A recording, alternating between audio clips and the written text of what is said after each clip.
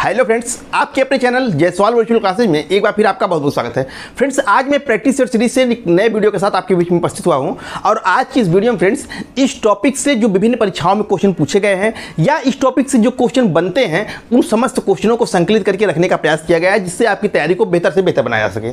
Friends, video को शुरू करें इसके पहले यदि आप हमारे चैनल पर पहली बार है और अभी तक आपने हमारे चैनल को सब्सक्राइब और लाइक नहीं किया है तो कृपया जयसवाल वर्चुअल क्लासेज को सब्सक्राइब और लाइक करें। बेल आइकन का बटन दबा करके ऑल का बटन दबा दीजिएगा, जिससे हमारी आने वाली हर महत्वपूर्ण वीडियो की नोटिफिकेशन आप तक सबसे पहले पहुंचती रहे। फ्रेंड्स, ऐसा इसलिए जरूरी है क्योंकि यहाँ से अच्छे कंटेंट की वीडियो निकलते हैं, न केवल आपको प्रैक्टिस सेट की वीडियो निकलते हैं बल्कि यहाँ से लेक्चर की भी वीडियो निकलते हैं जो आपकी तैयारी को बेहतर बना सकते हैं। तो फ्रेंड्स, आप चाहें तो हमें फेसबुक और टेलीग्राम पर भी जयसवाल वर्चुअल क्लासेस फॉलो कर सकते हैं। नीचे डिस्क्रिप्शन में भी लिंक दी गई है, आप चाहें तो उसको वहाँ से भी देख सकते हैं। तो आइए फ्रेंड्स, बिना देरी के वीडियो को शुरू करते हैं।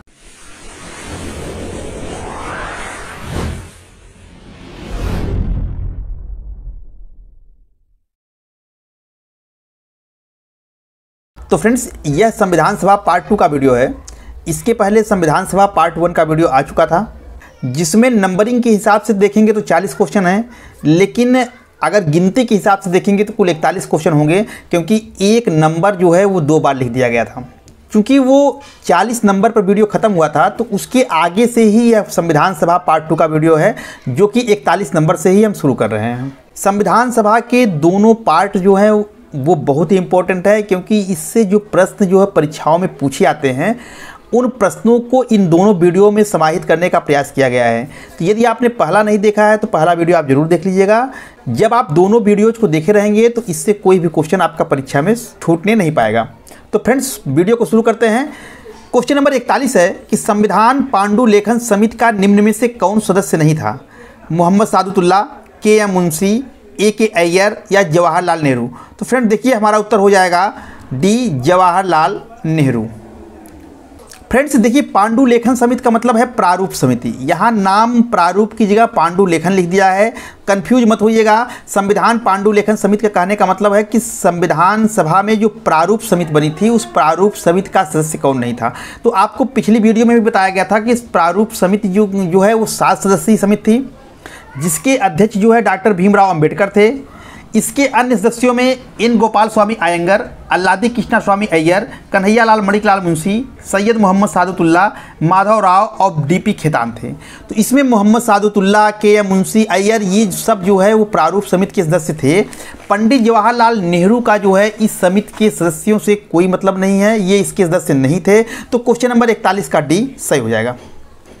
क्वेश्चन नंबर 42 है फ्रेंड्स, भारतीय संविधान को अपनाया गया था अथवा भारतीय संविधान को 26 नवंबर 1949 को किसके द्वारा अधिनियमित किया गया? प्रश्न एक ही है, केवल पूछने का तरीका फ्रेंड्स अलग हो गया है। भारतीय संविधान को अपनाया गया था यानी किसके द्वारा अपनाया गया था, चाहे यह प्रश्न पूछे या भारतीय संविधान को 26 नवंबर 1949 को किसके द्वारा अधिनियमित किया गया यह पूछे, दोनों का उत्तर एक ही होगा।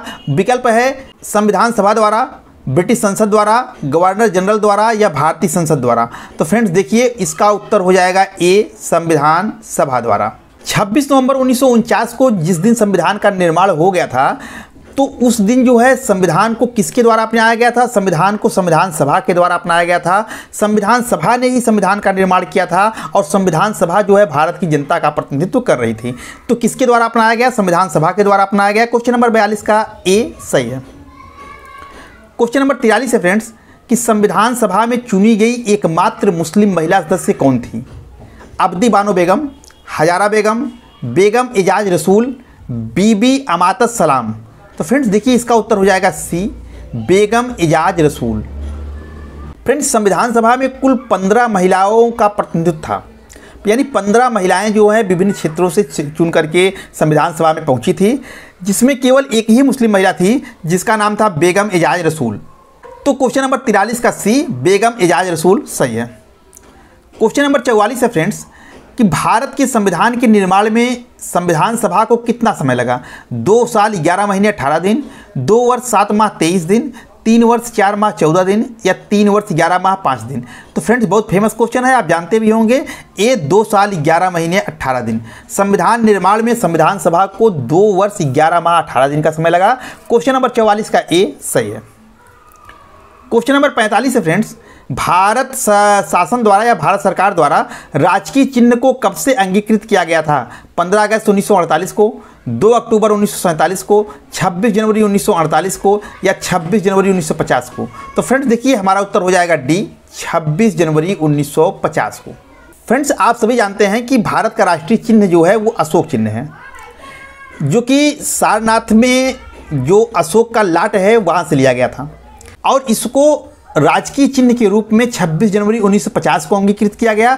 यानी कि 26 जनवरी 1950 को ही जो अशोक चिन्ह है उसको भारत का राष्ट्रीय चिन्ह घोषित किया गया, इसको भारत के राष्ट्रीय चिन्ह के रूप में स्वीकार किया गया। तो क्वेश्चन नंबर 45 का डी, 26 जनवरी 1950 सही है। क्वेश्चन नंबर 46 है फ्रेंड्स, संविधान निर्मात्री परिषद की झंडा समिति के अध्यक्ष कौन थे? सी राजगोपालाचारी, डॉक्टर राजेंद्र प्रसाद, जे.बी. कृपलानी या डॉक्टर भीमराव अंबेडकर? तो फ्रेंड्स देखिए इसका उत्तर हो जाएगा बी, डॉक्टर राजेंद्र प्रसाद। संविधान निर्मात्री परिषद में कई समितियां थीं, जिसमें एक झंडा समिति थी और झंडा समिति का अध्यक्ष जो थे वो डॉक्टर राजेंद्र प्रसाद थे। काफ़ी क्वेश्चन पूछा हुआ है, इसमें जितने भी क्वेश्चंस हैं वो कहीं ना कहीं परीक्षाओं में पूछे गए हैं, इसलिए सारे क्वेश्चंस जो हैं वो आपके लिए बड़े इंपॉर्टेंट हो जाते हैं परीक्षा की दृष्टि से। तो क्वेश्चन नंबर 46 का बी, डॉक्टर राजेंद्र प्रसाद सही है। क्वेश्चन नंबर 47 है फ्रेंड्स कि भारत को एक संविधान देने का प्रस्ताव संविधान सभा द्वारा पारित किया गया था 22 जनवरी 1946 को, 22 जनवरी 1947 को, 20 फरवरी 1947 को या 26 जुलाई 1946 को? तो फ्रेंड देखिए इसका उत्तर हो जाएगा बी, 22 जनवरी 1947 को। देखिए फ्रेंड्स क्वेश्चन की प्रकृति को समझिए आप। भारत को एक संविधान देने का प्रस्ताव संविधान सभा द्वारा कब पारित किया गया? संविधान देने का प्रस्ताव, जिसको कि हम उद्देश्य प्रस्ताव के नाम से जानते हैं।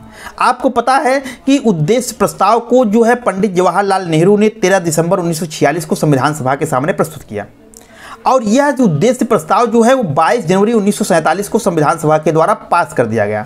इसी उद्देश्य प्रस्ताव को संविधान देने का प्रस्ताव भी हम कहते हैं। तो भारत को एक संविधान देने का प्रस्ताव जो है वो संविधान सभा द्वारा कब पारित किया गया?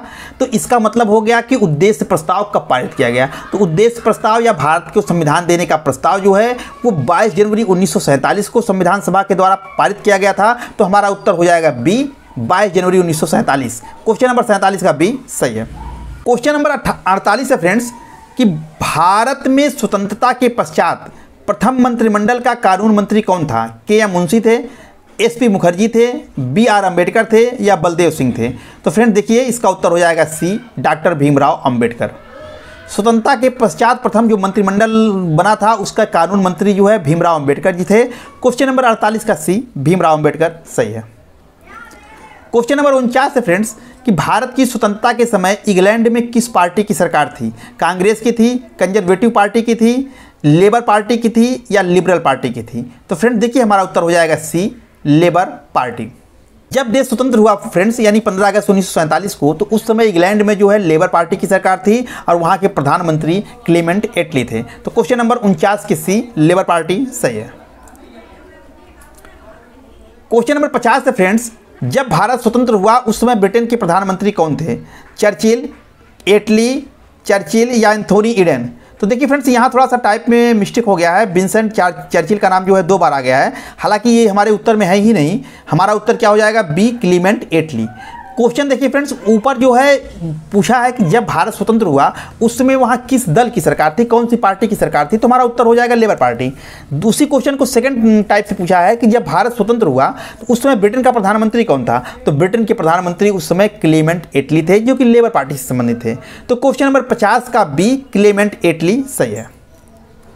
क्वेश्चन नंबर 51 है फ्रेंड्स कि बी.आर. अंबेडकर का संविधान सभा में निर्वाचन हुआ था मुंबई प्रेसिडेंसी से, पश्चिम बंगाल से, तत्कालीन मध्य भारत से या पंजाब से? तो फ्रेंड्स देखिए इसका उत्तर हो जाएगा ए, मुंबई प्रेसिडेंसी से। फ्रेंड्स संविधान सभा में डॉक्टर भीमराव अंबेडकर का जो चुनाव हुआ था, निर्वाचन हुआ था, वो मुंबई प्रेसिडेंसी से हुआ था। देखिए फ्रेंड्स यहाँ से थोड़ा सा कन्फ्यूजन ये है कि जब संविधान सभा का गठन हुआ था यानी 1946 में चुनाव हुए थे, तो उस समय डॉक्टर भीमराव अंबेडकर जो है बंगाल से जीत करके संविधान सभा में पहुँचे थे। लेकिन जब देश का विभाजन हुआ तो जिस सीट से ये जीत करके आए थे वो पाकिस्तान में चला गया। तो परिणाम ये हुआ कि डॉक्टर भीमराव अंबेडकर जो है वो संविधान सभा के सदस्य नहीं रह गए, लेकिन उनकी इम्पोर्टेंस को लोग समझते थे, इसलिए उनको संविधान सभा में लाने के लिए कि बिना इनके संविधान का निर्माण हो नहीं सकता है, इसलिए बम्बई की सीट खाली कराई गई, वहाँ से फिर से चुनाव हुए और वहाँ से इनको जितवा करके संविधान सभा में भेजा गया। तो यहाँ प्रश्न पूछ रहा है कि डॉक्टर भीमराव अंबेडकर संविधान सभा में निर्वाचन कहाँ से हुआ था? तो फ्रेंड्स हमारा उत्तर सबसे बेस्ट जो है मुंबई प्रेसिडेंसी से होगा। क्वेश्चन नंबर 51 का ए सही है। क्वेश्चन नंबर 52 है फ्रेंड्स कि भारत की संविधान सभा ने राष्ट्रीय ध्वज को सर्वप्रथम कब स्वीकार किया? 22 जुलाई 1947 को, 23 जुलाई 1947 ईस्वी को, 25 जुलाई 1947 ईस्वी को या 15 अगस्त 1947 ईस्वी को? तो फ्रेंड्स देखिए हमारा उत्तर हो जाएगा ए 22 जुलाई 1947 ईस्वी को। भारत का राष्ट्रीय ध्वज यानी हमारा तिरंगे को राष्ट्रीय ध्वज के रूप में जो है 22 जुलाई 1947 को स्वीकार किया गया। क्वेश्चन नंबर 52 का ए 22 जुलाई 1947 सही है। क्वेश्चन नंबर 53 है फ्रेंड्स कि संविधान सभा में उद्देश्य प्रस्ताव निम्न में से किसके द्वारा प्रस्तुत किया गया? डॉक्टर भीमराव अंबेडकर के द्वारा, पंडित जवाहरलाल नेहरू के द्वारा, डॉक्टर राजेंद्र प्रसाद के द्वारा या डॉक्टर सी.डी. देशमुख के द्वारा? तो फ्रेंड्स देखिए हमारा उत्तर हो जाएगा बी पंडित जवाहरलाल नेहरू के द्वारा। ऊपर चर्चा हुई थी कि 13 दिसंबर 1946 ईस्वी को पंडित जवाहरलाल नेहरू ने संविधान सभा के समक्ष जो है उद्देश्य प्रस्ताव को प्रस्तुत किया था। तो किसने प्रस्तुत किया? पंडित जवाहरलाल नेहरू ने। कब किया? 13 दिसंबर 1946 को। ये पारित कब हुआ था? 22 जनवरी 1947 को। ठीक है, तो हमारा उत्तर क्या हो जाएगा 53 का? B Pandit Jawaharlal Nehru. Question number 53 का बी सही है। क्वेश्चन नंबर 54 है फ्रेंड्स कि संविधान सभा की जो प्रांतीय संविधान समिति थी उसके अध्यक्ष कौन थे? डॉक्टर भीमराव अंबेडकर, पंडित जवाहरलाल नेहरू, डॉक्टर राजेंद्र प्रसाद, सरदार पटेल? तो फ्रेंड्स इसका उत्तर क्या हो जाएगा? इसका उत्तर हो जाएगा सरदार पटेल। फ्रेंड्स पिछली वीडियो में बताया गया था कि जब भी संघ से कोई समिति पूछे तो उसका उत्तर पंडित जवाहरलाल नेहरू हो जाएगा, और जब प्रांतीय कोई समिति पूछे तो उसका उत्तर सरदार वल्लभ भाई पटेल हो जाएगा। तो यहाँ लिखा है कि प्रांतीय संविधान समिति का अध्यक्ष कौन था? तो सरदार वल्लभ भाई पटेल। हमारा उत्तर 54 का डी सही होगा। क्वेश्चन नंबर 55 है फ्रेंड्स कि निम्नलिखित में से कौन अगस्त 1946 ईस्वी में गठित प्रथम अंतरिम राष्ट्रीय सरकार का सदस्य नहीं था? C Rajagopalachari, doctor S Radhakrishnan, doctor Rajendra Prasad, Jagjivan Ram? तो फ्रेंड्स देखिए हमारा उत्तर हो जाएगा बी डॉक्टर राधाकृष्णन। तो फ्रेंड्स देखिए प्रथम अंतरिम सरकार का जो गठन हुआ था 2 सितंबर 1946 को हुआ था। हालांकि यहाँ टाइप में थोड़ा मिस्टेक हो गया, अगस्त नहीं सितंबर होना चाहिए था, लेकिन 1946 में यानी सितंबर 1946 में जो अंतरिम सरकार गठित की गई थी उस अंतरिम सरकार में जो है डॉक्टर राधाकृष्णन नहीं थे। उसमें सी राजगोपालाचारी जो थे वो शिक्षा मंत्री थे, डॉक्टर राजेंद्र प्रसाद जो थे वो खाद्य एवं कृषि मंत्री थे, और जगजीवन राम जो थे वो श्रम मंत्री थे, लेकिन उसमें राधाकृष्णन का नाम नहीं है। तो हमारा विकल्प जो है वो 55 का बी राधाकृष्णन सही हो जाएगा। क्वेश्चन नंबर 56 है फ्रेंड्स, संविधान सभा के संवैधानिक सलाहकार थे सच्चिदानंद सिन्हा, के.एम. मुंशी, बी.एन. राव या टी.टी. कृष्णामाचारी? फ्रेंड्स देखिए इसका उत्तर हो जाएगा सी बी.एन. राव। संविधान सभा के संवैधानिक सलाहकार जो है बी.एन. राव थे। ये प्रशासनिक अधिकारी थे और इनको जो है संविधान सभा के विषय में सलाह देने के लिए विभिन्न देशों की यात्राओं पर भेजा गया था कि आप देखिए किस देश के संविधान में कौन कौन सी अच्छी चीज़ें हैं, क्या भारतीय परिस्थितियों के अनुसार सही होगा, इन सब को ला करके आप बताइए हमको। तो बी.एन. राव के ऊपर एक बहुत बड़ी जिम्मेदारी दे दी गई थी और इनको संवैधानिक सलाहकार का पद संविधान सभा में दिया गया था। तो संविधान सभा के संवैधानिक सलाहकार कौन थे? तो बी.एन. राव थे। क्वेश्चन नंबर 56 का सी सही है। क्वेश्चन नंबर 57 है फ्रेंड्स कि निम्नलिखित में से कौन संविधान प्रारूप समिति के सदस्य थे? एन गोपाल स्वामी, जवाहरलाल नेहरू, अल्लादी कृष्णा स्वामी अय्यर, सरदार पटेल? अब देखिए यहाँ कूट दिया हुआ है, 4 लोगों का नाम दे दिया है, कूट दिया है, बताना है कि इस कूट में से कौन सा सही है। तो देखिए फ्रेंड्स एन गोपाल स्वामी अयंगर ये प्रारूप समिति के सदस्य थे, जवाहरलाल नेहरू उसके नहीं थे, अल्लादी कृष्णा स्वामी अय्यर ये भी प्रारूप समिति के सदस्य थे, सरदार पटेल जो है प्रारूप समिति के सदस्य नहीं थे। तो ये 2 नाम जो है वो प्रारूप समिति के सदस्यों में थे। तो हमारा उत्तर क्या हो जाएगा? 1 और 3। तो 1 और 3 कहाँ है? सी में है। तो 57 का सी 1 और 3 सही होगा। क्वेश्चन नंबर 58 है फ्रेंड्स कि किसने कहा था कि संविधान सभा कांग्रेस थी और कांग्रेस भारत था? Austin, C R. Attlee, Lord Mountbatten या चर्चिल? तो फ्रेंड्स देखिए बहुत फेमस क्वेश्चन है, हमारा उत्तर हो जाएगा ए ऑस्टिन। ऑस्टिन ने कहा था कि संविधान सभा कांग्रेस थी और कांग्रेस ही भारत था।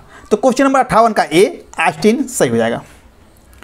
क्वेश्चन नंबर 59 है फ्रेंड्स कि भारतीय इतिहास के संदर्भ में प्रांतों से संविधान सभा के सदस्य उन प्रांतों के लोगों द्वारा सीधे निर्वाचित हुए थे, भारतीय राष्ट्रीय कांग्रेस तथा मुस्लिम लीग द्वारा नामित हुए थे, प्रांतीय विधानसभाओं द्वारा निर्वाचित हुए थे, या सरकार द्वारा संवैधानिक मामलों में उनकी विशेषज्ञता के लिए चुने गए थे।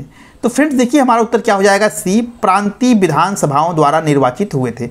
पिछली वीडियो में भी इस पर चर्चा हुई थी कि जो प्रांतों से संविधान सभा के सदस्य चुने गए थे उनको जनता ने सीधे निर्वाचित नहीं किया था, उनका चुनाव प्रत्यक्ष रूप से नहीं हुआ था, बल्कि उनका चुनाव जो वहाँ की प्रांतीय विधानसभाएं के सदस्य थे उन प्रांतीय विधानसभाओं के सदस्यों के द्वारा संविधान सभा के सदस्यों का चुनाव हुआ था।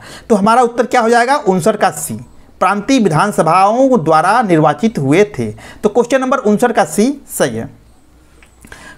क्वेश्चन नंबर 60 है फ्रेंड्स, भारतीय स्वाधीनता अधिनियम किस दिन ब्रिटिश सम्राट को स्वीकृति मिली या भारतीय स्वाधीनता अधिनियम कब पारित हुआ। तो दोनों क्वेश्चन अगर पूछे या दोनों में से कोई भी क्वेश्चन पूछे तो उसका उत्तर एक ही होगा, 1 जुलाई 1947 को, 15 जुलाई 1947 को, 18 जुलाई 1947 को या 21 जुलाई 1947 को। तो फ्रेंड्स देखिए हमारा उत्तर हो जाएगा सी, 18 जुलाई 1947। 18 जुलाई 1947 को भारतीय स्वाधीनता अधिनियम को स्वीकृति मिली, यानी भारतीय स्वाधीनता अधिनियम पारित हुआ और इसी के आधार पर जो है भारत और पाकिस्तान दो देशों का जन्म होता है। तो क्वेश्चन नंबर 60 का सी, 18 जुलाई 1947 सही है। क्वेश्चन नंबर 61 है फ्रेंड्स कि निम्नलिखित में से संविधान सभा के बारे में कौन सा कथन जो है गलत है। हमको गलत बताना है, 3 सही होगा 1 गलत होगा। इसने बड़ी संख्या में समितियों की मदद से काम किया, उसमें से प्रारूप समिति सबसे महत्वपूर्ण थी। तो एकदम सही है, संविधान निर्माण में कई समितियों का योगदान था जिसमें प्रारूप समिति सबसे ज़्यादा इंपॉर्टेंट थी। अल्पसंख्यक समुदाय जैसे ईसाई, एंग्लो इंडियन और पारसियों को भी सभी को पर्याप्त प्रतिनिधित्व दिया गया, ये भी सही है, सभी समुदायों को जो है संविधान सभा में प्रतिनिधित्व मिला था। इसका निर्वाचन सार्वभौम वयस्क मताधिकार के आधार पर किया गया था, यही गलत है। सार्वभौम वयस्क मताधिकार का मतलब होता है कि भारत में रहने वाले प्रत्येक व्यक्ति जो वयस्क हो गया है उसको वोट देने का अधिकार। तो संविधान सभा का निर्वाचन जो है वो सार्वभौम वयस्क मताधिकार के आधार पर नहीं हुआ था, यानी जनता ने इनका चुनाव नहीं किया था, बल्कि इनका चुनाव तो अप्रत्यक्ष रूप से हुआ था। इनका चुनाव तो प्रांतीय विधानसभा के सदस्यों ने किया था। तो यहाँ जो लिखा है सार्वभौम वयस्क मताधिकार के आधार पर किया गया था, यही गलत है। इसके बाद डी विकल्प देख लेते हैं। डी विकल्प है कि इसकी चुनावी प्रक्रिया 1935 के अधिनियम की 6वीं अनुसूची पर आधारित थी, कर संपत्ति और शैक्षणिक योग्यता के कारण मताधिकार सीमित था। तो ये भी सही है, यानी कि ए बी डी ये तीनों सही है, सी जो है सही नहीं है। तो हमारा उत्तर हो जाएगा क्वेश्चन नंबर 61 का सी सही है। क्वेश्चन नंबर 62 है फ्रेंड्स कि भारतीय संविधान सभा में महिला सदस्यों की संख्या कुल कितनी थी, 15, 13, 12, 10। तो फ्रेंड्स देखिए इसका उत्तर हो जाएगा ए 15। ऊपर चर्चा भी हो गई थी कि भारतीय संविधान सभा में महिला सदस्यों की संख्या 15 थी, जिसमें बेगम एजाज रसूल जो है वो एकमात्र मुस्लिम महिला सदस्य थी। तो क्वेश्चन नंबर 62 का ए 15 सही है। क्वेश्चन नंबर 63 है फ्रेंड्स, सूची वाई को सूची जेड से सुमेलित कीजिए और सूचियों के नीचे दिए गए कूट से का प्रयोग करते हुए सही उत्तर का चयन कीजिए। तो सूची वाई और सूची जेड देखिए, एक तरफ लिखा है एबीसीडी में संविधान सभा के पहले उपाध्यक्ष, प्रारूप समिति के मूलतः एकमात्र कांग्रेसी सदस्य, राजस्थान की रियासतों का प्रतिनिधित्व करने वाले संविधान सभा के सदस्य और संघ संविधान समिति के अध्यक्ष। इधर दिया है VT Krishnamachari, Jawaharlal Nehru, K M Munshi, H C Mukherjee. अब मिलाइए, संविधान सभा के पहले उपाध्यक्ष जो है वो एच सी मुखर्जी थे, प्रारूप समिति के मूलतः एकमात्र कांग्रेसी सदस्य जो हैं वो के एम मुंशी थे, राजस्थान की रियासतों का प्रतिनिधित्व करने वाले संविधान सभा के सदस्य जो है वो वीटी कृष्णमाचारी थे और संघ संविधान समिति के अध्यक्ष जो है वो जवाहरलाल नेहरू थे। तो हमारा उत्तर क्या हो जाएगा, पहले का 4, दूसरे का 3, यानी 4, 3, 1, 2, 4, 3, 1, 2। किसमें है, बी वाला विकल्प देखिए, 4, 3, 1, 2। तो यानी कि हमारा उत्तर हो जाएगा क्वेश्चन नंबर 63 का बी, 4, 3, 1, 2 सही है। क्वेश्चन नंबर 64 है फ्रेंड्स, संविधान सभा की प्रथम बैठक की अध्यक्षता किसने की थी। या भारतीय संविधान सभा के उद्घाटन अधिवेशन की अध्यक्षता किसने की? डॉक्टर राजेंद्र प्रसाद ने, डॉक्टर सच्चिदानंद सिन्हा ने, डॉक्टर भीमराव अंबेडकर ने या मौलाना अबुल कलाम आज़ाद ने? तो फ्रेंड देखिए हमारा उत्तर क्या हो जाएगा, बी, डॉक्टर सच्चिदानंद सिन्हा ने। आपको बताया गया, पिछली वीडियो में भी बताया गया था, चर्चा हुआ था उस पर, कि संविधान सभा की पहली बैठक जो है 9 दिसंबर 1946 को होती है और डॉक्टर सच्चिदानंद सिन्हा को प्रथम जो है अस्थायी अध्यक्ष के रूप में नियुक्त किया जाता है, क्योंकि अध्यक्ष तो कोई था नहीं। तो अब अध्यक्ष का चुनाव तक कहा गया कि भाई आप इस जिम्मेदारी को संभालिए। तो डॉक्टर सच्चिदानंद सिन्हा जो है संविधान सभा का जो उद्घाटन अधिवेशन यानी 9 दिसंबर को जो हुआ था उसके अध्यक्ष थे, या कह सकते हो कि संविधान सभा की प्रथम बैठक के अध्यक्ष थे, या कह सकते हो कि संविधान सभा के अस्थायी अध्यक्ष थे। 2 दिन के बाद यानी 11 दिसंबर 1946 को संविधान सभा के स्थायी अध्यक्ष के रूप में डॉक्टर राजेंद्र प्रसाद का चुनाव हो जाता है, तो ये हट जाते हैं। तो यहाँ से क्वेश्चन उठाता है कि संविधान सभा के स्थायी अध्यक्ष डॉक्टर राजेंद्र प्रसाद, संविधान सभा के अध्यक्ष डॉक्टर राजेंद्र प्रसाद।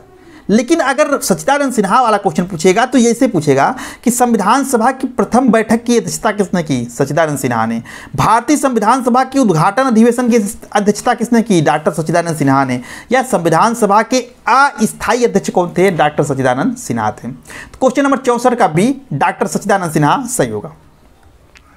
क्वेश्चन नंबर 65 है फ्रेंड्स कि अपनी राष्ट्रवादी प्रक्रिया में भारतीय संविधान के निर्माताओं ने अल्पसंख्यकों के हितों तथा भावनाओं के महत्व को कम करके आंका है। यह कथन है मोरिस जोन्स का, हार्डवेव जूनियर का, अलेक्जेंड्रो विच का या आइवर जेनिंग्स का? तो फ्रेंड्स हमारा उत्तर हो जाएगा डी, आइवर जेनिंग्स।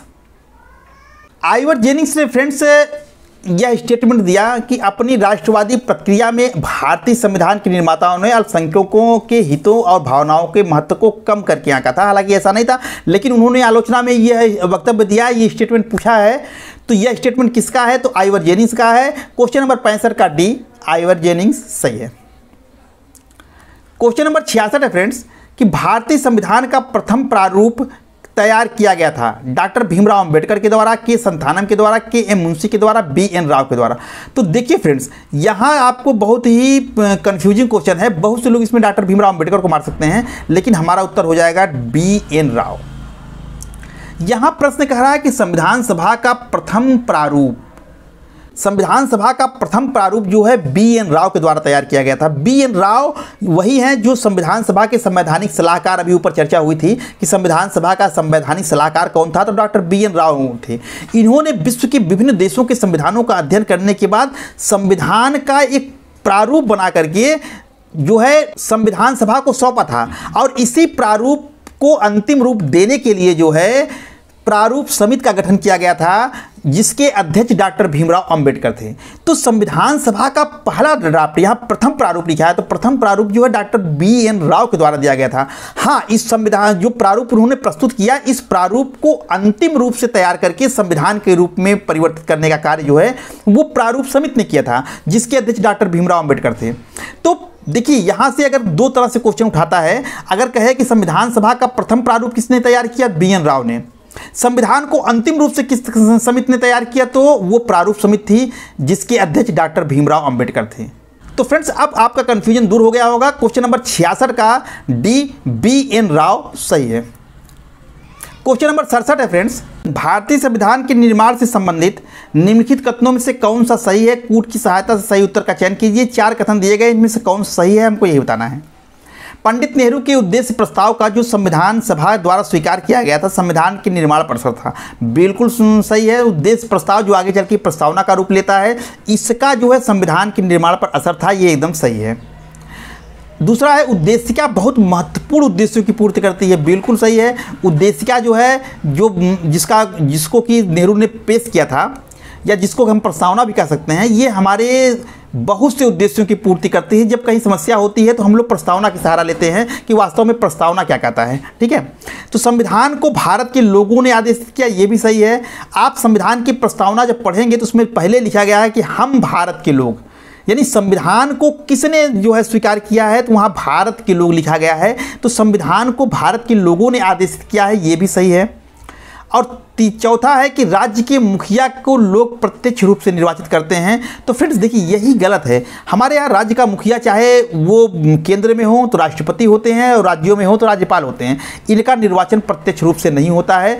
तो 1, 2, 3 जो है ये सही है, जबकि चौथा गलत है। तो हमारा कूट का उत्तर क्या हो जाएगा? 1, 2, 3 यानी 67 का ए सही है। क्वेश्चन नंबर 68 है फ्रेंड्स कि संविधान को 26 जनवरी के दिन लागू करने का निर्णय इसलिए किया गया क्योंकि कांग्रेस ने इस तिथि को 1930 में स्वतंत्रता दिवस के रूप में मनाया था। इस तिथि को 1942 में भारत छोड़ो आंदोलन प्रारंभ किया गया था। यह एक शुभ दिन था या उपयुक्त में से कोई नहीं। तो फ्रेंड्स देखिए हमारा उत्तर हो जाएगा ए, कांग्रेस ने इस तिथि को 1930 में स्वतंत्रता दिवस के रूप में मनाया था। फ्रेंड्स आप जानते हैं कि भारतीय संविधान 26 नवंबर 1949 को ही बनकर तैयार हो गया था, लेकिन उसको तुरंत लागू नहीं किया गया, बल्कि उसको 2 महीने डिले करके 26 जनवरी 1950 को लागू किया गया। प्रश्न यही पूछ रहा है कि ऐसा क्यों किया गया, 26 जनवरी के दिन क्यों लागू किया गया? तो फ्रेंड्स देखिए 26 जनवरी का जो दिन है वो भारतीय इतिहास में बहुत महत्वपूर्ण स्थान रखता है। 31 दिसंबर 1929 के लाहौर में कांग्रेस का एक अधिवेशन होता है जिसमें निर्णय लिया जाता है। 2 महत्वपूर्ण निर्णय होते हैं, एक होता है पूर्ण स्वराज की मांग और दूसरा होता है कि 26 जनवरी को कांग्रेस पार्टी जो है पूरे भारत में स्वतंत्रता दिवस मनाएगी।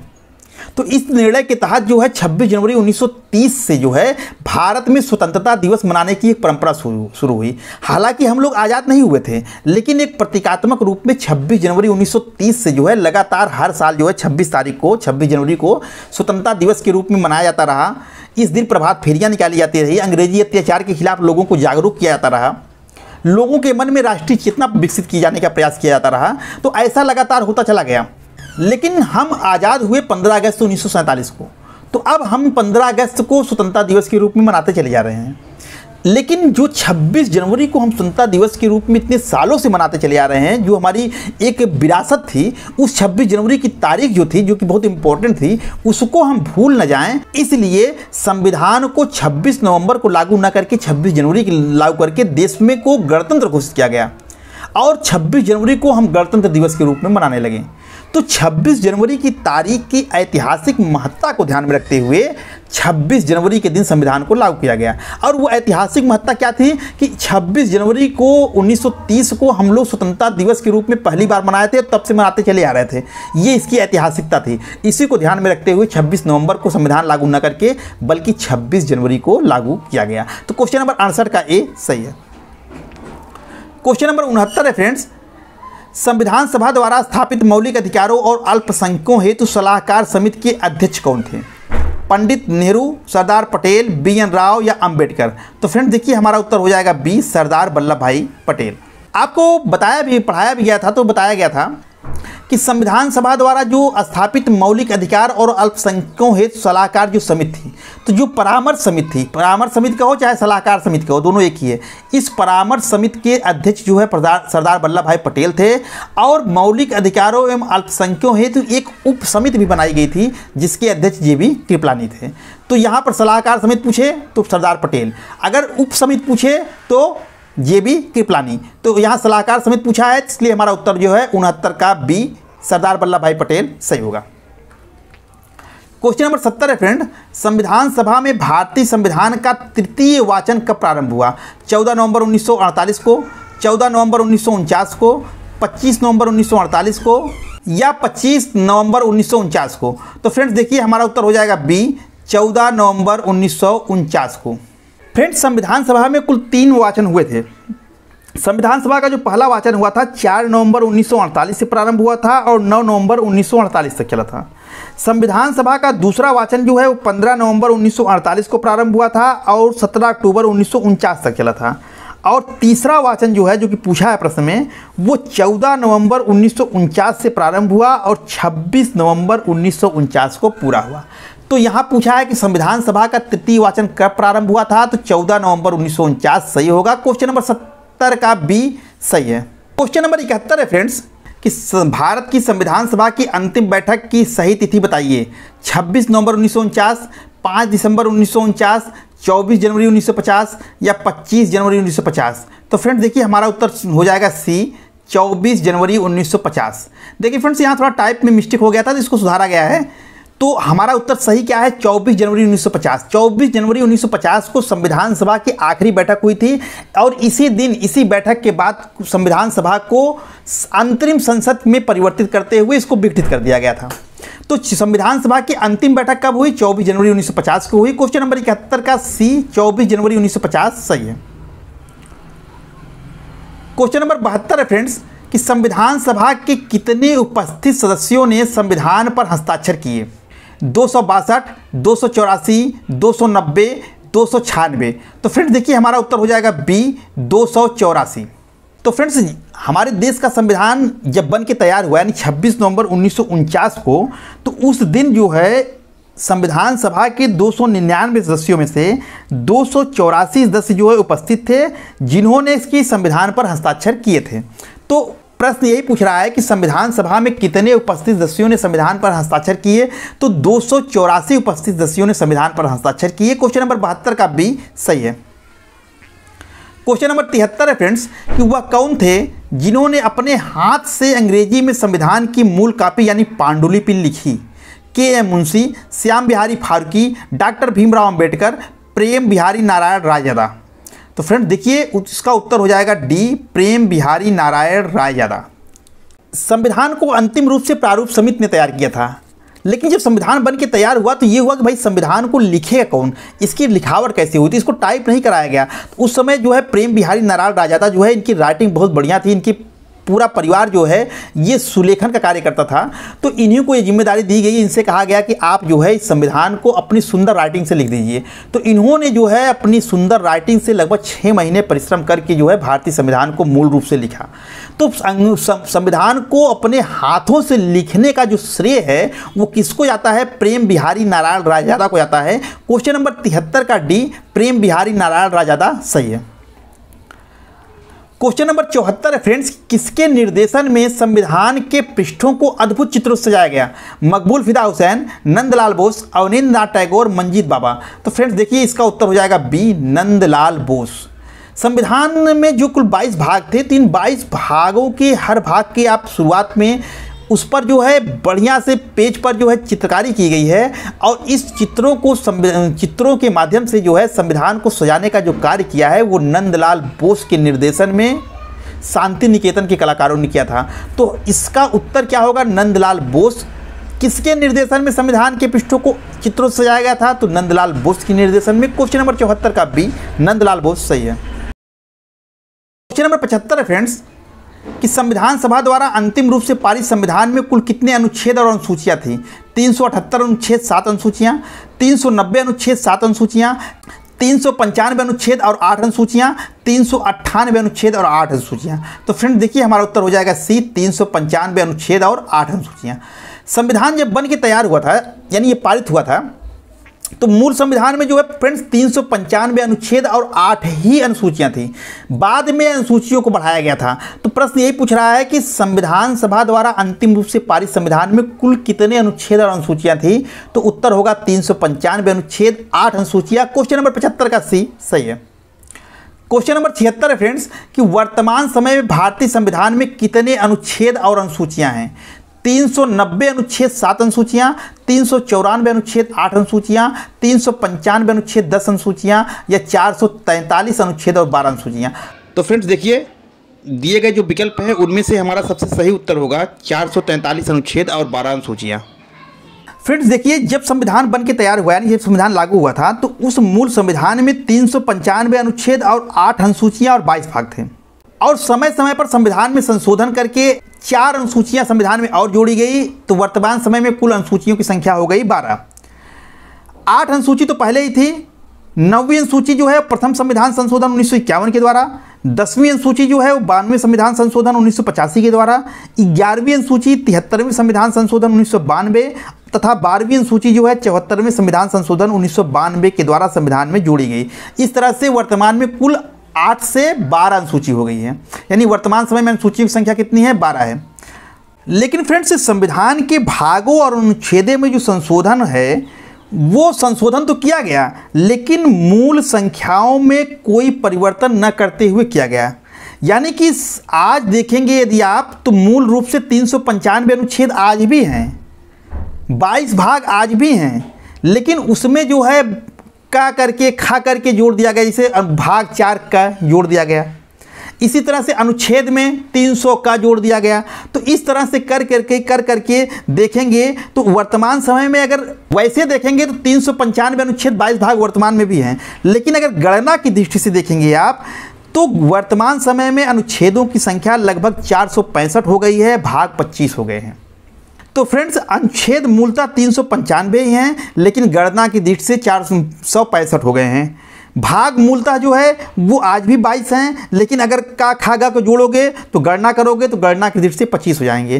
तो अब देखिए विकल्प में हमारे क्या है, तो विकल्प में कह रहा है कि वर्तमान समय भारतीय संविधान में कितने अनुच्छेद और अनुसूचियां हैं। तो यहाँ पर गणना की दृष्टि से पूछा है तो 12 अनुसूचियां हैं, ये तो सही है। अनुच्छेद 443 दिया है, इससे ज़्यादा किसी में अनुच्छेद है नहीं। वर्तमान समय में 465 लगभग हो गए हैं, लेकिन क्योंकि 465 कोई विकल्प में है नहीं तो 443 हम सही मानेंगे। तो विकल्प हमारा जो है 76 का डी, 443 अनुच्छेद 12 अनुसूचियां सही होगा। क्वेश्चन नंबर 77 है फ्रेंड्स, भारतीय संविधान के किन विषयों से संबंधित अनुच्छेदों को तुरंत प्रभावी कर दिया गया था? अंतरिम संसद, नागरिकता, निर्वाचन, संक्रमणकालीन उपबंध, और एक विकल्प और दिया है उपर्युक्त सभी। तो फ्रेंड देखिए, हमारे देश का संविधान जो है 26 नवंबर 1949 को बन गया था, लेकिन इसको लागू जो है 2 महीने बाद यानी 26 जनवरी 1950 को किया गया था। ऐसा इसलिए क्यों किया गया था, ये ऊपर चर्चा हो चुकी थी। लेकिन जब संविधान 26 नवंबर 1949 को बन के तैयार हो गया था तो उसके कुछ उपबंध को उसी दिन लागू किया गया था, और शेष उपबंध को जो है 26 जनवरी 1950 को लागू किया गया था। तो जो उपबंध 26 नवंबर 1949 को लागू किए गए थे उसमें अंतरिम संसद, नागरिकता, निर्वाचन, संक्रमणकालीन उपबंध जो है ये सभी आते हैं। तो हमारा विकल्प क्या हो जाएगा, ई उपर्युक्त सभी, यानी 77 का ई उपर्युक्त सभी सही होगा। क्वेश्चन नंबर 78 है फ्रेंड्स, भारतीय संविधान का निर्माण किसने किया? संविधान सभा ने किया, डॉक्टर भीमराव अंबेडकर ने किया, कैबिनेट मिशन ने किया, डॉक्टर राजेंद्र प्रसाद ने किया। तो फ्रेंड्स देखिए, हमारा उत्तर हो जाएगा ए, संविधान सभा ने। सामान्यतः लोग कह देते हैं कि संविधान को डॉक्टर भीमराव अंबेडकर ने बनाया, लेकिन ये गलत है। संविधान को अकेले डॉक्टर भीमराव अंबेडकर ने नहीं बनाया, बल्कि सबके सम्मिलित प्रयास से संविधान का निर्माण हुआ। तो एक पॉलिटिकल साइंस के स्टूडेंट होने के नाते आप डॉक्टर भीमराव अंबेडकर को सही नहीं मानेंगे। आप कहेंगे कि संविधान का निर्माण किसने किया? संविधान सभा ने किया।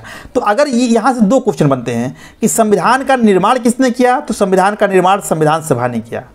लेकिन अगर ये पूछे कि संविधान के जनक कौन थे, तब हमारा उत्तर हो जाएगा डॉक्टर भीमराव अंबेडकर। अगला क्वेश्चन फ्रेंड्स वही है, तो ये 78 का ए, संविधान सभा सही हो जाएगा। अब देखिए, जो 79 वाला क्वेश्चन है वही है कि भारतीय संविधान का जनक किसे माना जाता है? डॉक्टर राजेंद्र प्रसाद, जवाहरलाल नेहरू, भीमराव अंबेडकर, महात्मा गांधी। तो हमारा उत्तर क्या हो जाएगा? भीमराव अंबेडकर। अब देखिए, दोनों 2 क्वेश्चन हैं।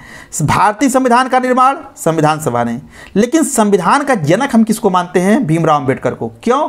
क्योंकि संविधान को अंतिम रूप से तैयार करने वाली जो समिति थी, उस समिति का नाम था प्रारूप समिति, जिसने संविधान को अंतिम रूप से तैयार किया, और उसी प्रारूप समिति के डॉक्टर भीमराव अंबेडकर अध्यक्ष थे। इसीलिए क्योंकि संविधान को अंतिम रूप से तैयार करने का कार्य जो है प्रारूप समिति ने किया था, और प्रारूप समिति के अध्यक्ष होने के नाते डॉक्टर भीमराव अंबेडकर को संविधान का हम जनक मानते हैं। तो यहाँ 2 क्वेश्चन बने। भारतीय संविधान का निर्माण किसने किया? तो डॉक्टर भीमराव अंबेडकर नहीं होगा, बल्कि भारतीय संविधान का निर्माण संविधान सभा ने किया। हाँ, भारतीय संविधान का जनक किसे माना जाता है? तो हम डॉक्टर भीमराव अंबेडकर का नाम ले सकते हैं। भारतीय संविधान का जनक हम डॉक्टर भीमराव अंबेडकर को मानते हैं। क्वेश्चन नंबर 79 का सी सही है। क्वेश्चन नंबर 80 है फ्रेंड्स, कि किस योजना के अंतर्गत भारत और पाकिस्तान का विभाजन हुआ? कैबिनेट मिशन योजना, माउंटबेटन योजना, क्रिप्स मिशन योजना, या बेवेल योजना? तो फ्रेंड्स देखिए, हमारा उत्तर हो जाएगा बी, माउंटबेटन योजना। फ्रेंड्स, माउंटबेटन योजना जो है 3 जून 1947 को प्रस्तुत की गई थी, जब मुस्लिम लीग ने लगातार जो है संविधान सभा का बहिष्कार करना शुरू किया और देश में सांप्रदायिक दंगे करवा दिए। तो इन दंगों को रोकने के लिए लॉर्ड माउंटबेटन को भारत का वायसराय बना करके भेजा गया। लॉर्ड माउंटबेटन ने यहाँ पर समझाने का बहुत प्रयास किया, लेकिन मुस्लिम लीग और जिन्ना जो है बिना विभाजन के कोई भी बात करने को स्वीकार नहीं थे। लास्ट में लॉर्ड माउंटबेटन जी ने जो है कांग्रेस को समझाया, गांधी जी को समझाया गया, और अंततः कांग्रेस भी विभाजन पर सहमत हो गई। इसके बाद जो है लॉर्ड माउंटबेटन ने एक योजना प्रस्तुत की 3 जून 1947 को यह योजना प्रस्तुत की जाती है और इसी योजना के तहत जो है भारत और पाकिस्तान का विभाजन होता है। तो माउंटबेटन योजना 3 जून 1947 को प्रस्तुत की गई। इसी योजना के अंतर्गत भारत और पाकिस्तान का विभाजन हुआ। तो क्वेश्चन नंबर 80 का बी कि किस योजना के अंतर्गत भारत और पाकिस्तान का विभाजन हुआ? माउंटबेटन योजना के अंतर्गत हुआ। क्वेश्चन नंबर 80 का बी सही है। तो फ्रेंड्स, इसी के साथ ये वीडियो यहीं पर समाप्त होता है। मुझे उम्मीद है कि वीडियो अच्छी लगी होगी। वीडियो कैसी लगी कमेंट करके जरूर बताइएगा। और यदि आप चाहते हैं कि इसी तरह से प्रैक्टिस सेट सीरीज की वीडियो आते रहे और आपकी तैयारी को बेहतर से बेहतर बनाते रहें, तो इस वीडियो को लाइक कीजिएगा, अपने मित्रों को शेयर कीजिएगा, चैनल के बारे में उनको बताइएगा। मिलते हैं फ्रेंड्स एक नए प्रैक्टिस सेट सीरीज की वीडियो में, तब तक के लिए आपका दिन शुभ हो। धन्यवाद।